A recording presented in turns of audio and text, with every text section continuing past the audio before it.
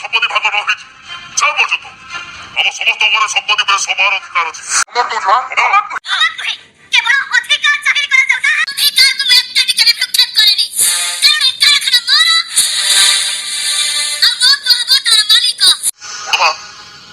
ଆମେ ଛୋଟ ପିଲା କି ନାହୁଁ। ତମେ ଯଦି ମାରୁ ଡାଳି ହେଇଯିବ ତାହେଲେ ମୁଁ ବି ମୋ ପୁଅର କର୍ତ୍ତବ୍ୟ କରିବାଟା ଭୁଲିଯିବି।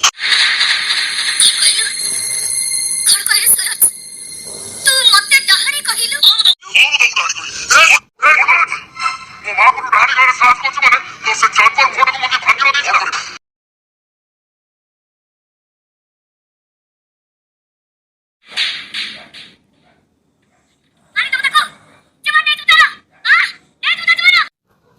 ଏ କାହାର ଜୀବନ ନବ ସେଇଟା ସମୟ କହିବ।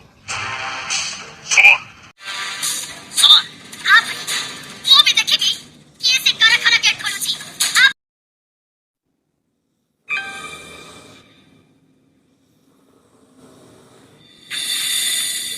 वेदांत